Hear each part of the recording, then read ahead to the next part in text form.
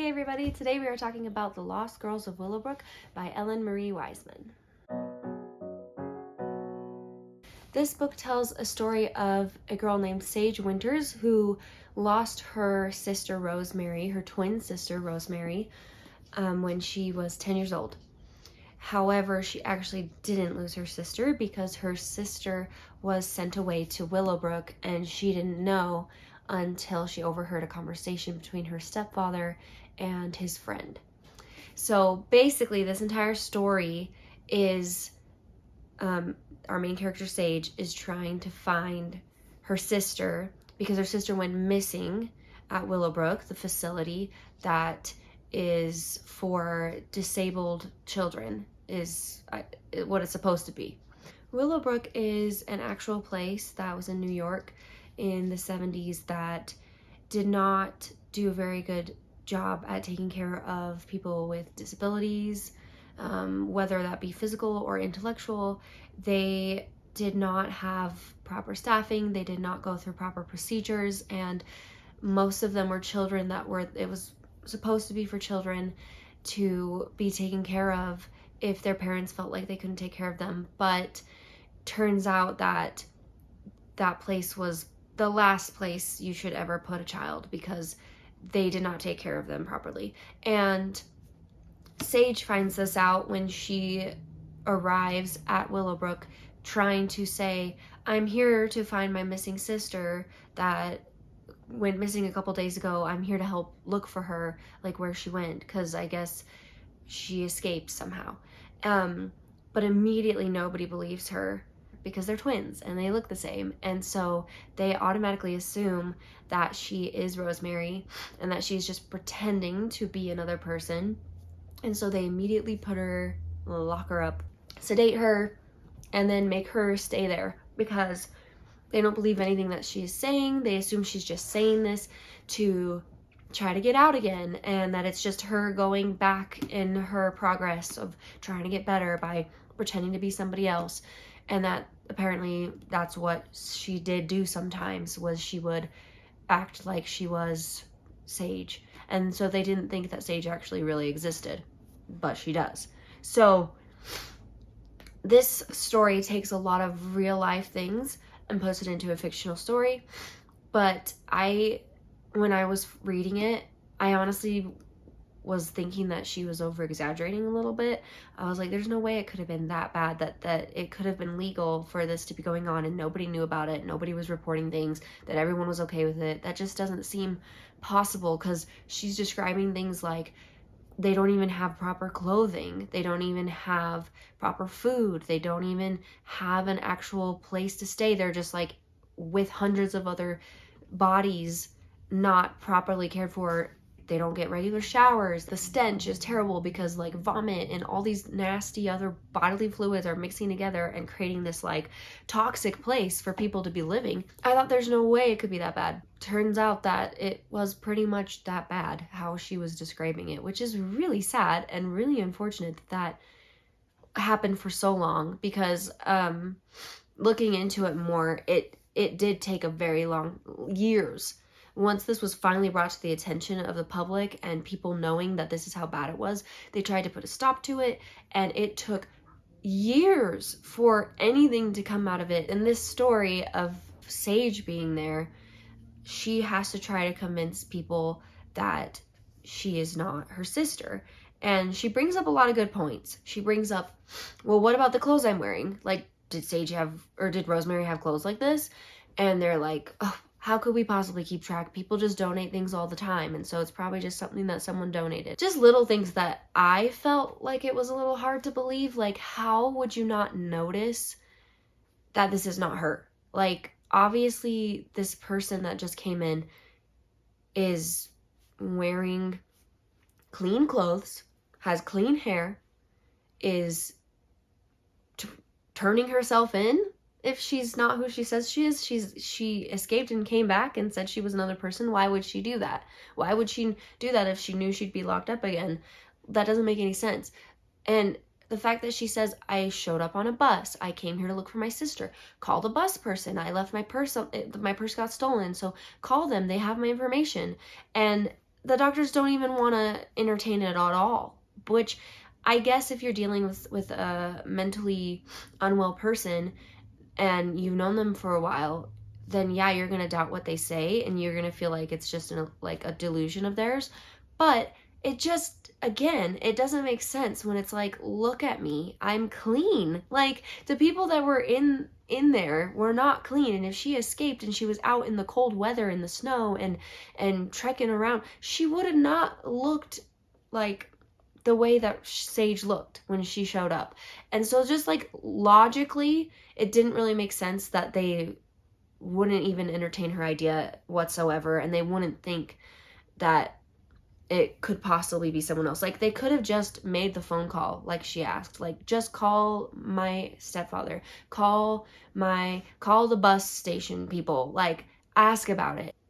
Even after they do finally give in to her and do some of these things, the doctor still doesn't believe her. There's got to be some discrepancies between their behaviors to make it clear, if just by watching her for a little while, that she doesn't act the same way as her sister does. Like, there has to be a way. And again, their body weight can't be exactly the same. If they're malnourished there, then she must look a lot more healthy than Rosemary did. So some of the stuff seemed kind of a bit like a stretch. Like, I was like, how on earth could this ever have really happened where they just put someone in there that doesn't belong so easily? So I don't know, that kind of irritated me a little bit, that it just seemed a little too easy for her to get locked up in there. There was a couple of other things with the writing that I didn't care for so much. Like, sometimes it went on too wishy-washy of opinions. Sage would think to herself, oh, I should be so mad at this person, but at the same time, they had a reason for what they did. But this shouldn't have happened so long. I shouldn't have been so dumb and not realize this. But then again, and it's like, no, just pick an emotion and feel it. You don't have to be so medium. Like, not everybody always sees both sides of things when they are flustered or angry or upset. They're not going to give the other people benefits of the doubt every single time you have a thought. You're not going to suddenly change your opinion or your mind to be like, oh, well, actually, I should just give him a break or whatever. You're not going to do that if you are in a state of being, like, really angry at something. You're just going to think mean thoughts. You're not going to, like, have pity on other people for how they wronged you, if they wronged you in such a horrible way. I just don't think that it would really make sense until you had a lot of years behind you, or at least months behind you, before you could start thinking in a mindset of forgiveness and for understanding and feeling bad or sorry for people that were in that situation that wronged you. Like, you're going to be bitter for a long time if you were traumatized in this kind of a way that you had no idea what you were walking into. She had no idea this was going to happen to her. She has nightmares all the time. Obviously, she's going to be affected by this and traumatized by this. And yet, it seems like that's not enough for people to understand why she's acting the way she's acting. Like, it just seems like the doctors were so incompetent there and had excuses for everything. And it just seemed too convenient sometimes. Meanwhile, while all of this stuff is happening, there's like this other part of the plot that there's a serial killer that is known as Cropsey, or some people think he's real, some people think he's made up. And she was starting to worry that maybe her sister did get killed by Cropsey, because her friends were joking around and basically said, what if that happened to her? And she did not appreciate that, and that's why she didn't tell anyone she was going to Willowbrook in the first place, because she walked out on her friends and immediately just got on the bus and was like, I'm gonna go find her. Like, this is serious to me. And then she started having doubts, like, oh my gosh, and then maybe there is a killer out there, maybe he is real. And so this whole time, it's also kind of like a murder mystery wrapped into this story as well.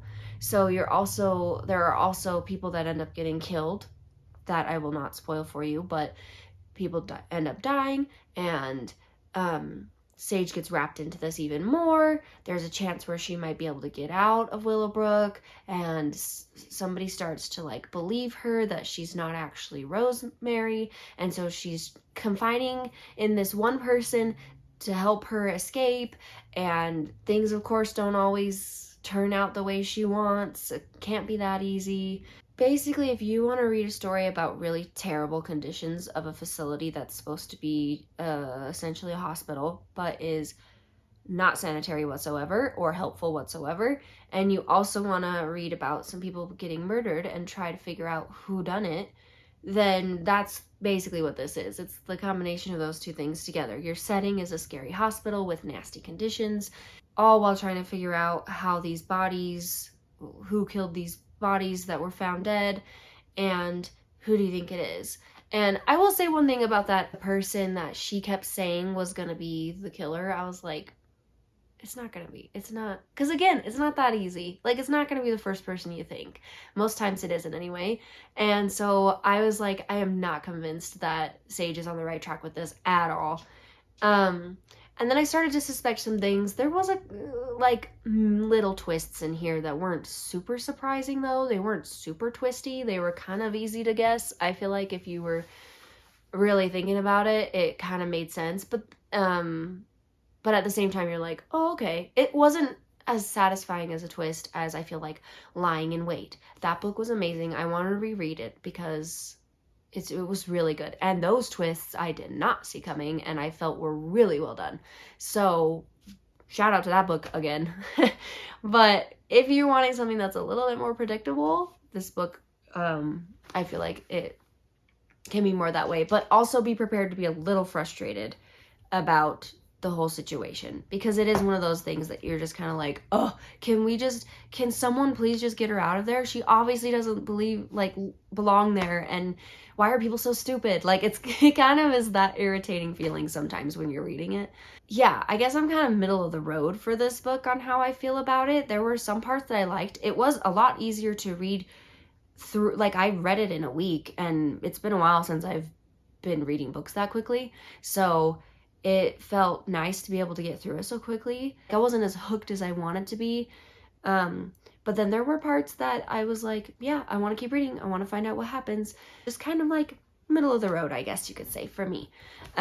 If you've read this, let me know what you think. Since this is the only book that I've read out of her other books, I have nothing to compare it to. Yeah, thank you so much for watching. I appreciate you, and I'll see you in the next one. Bye.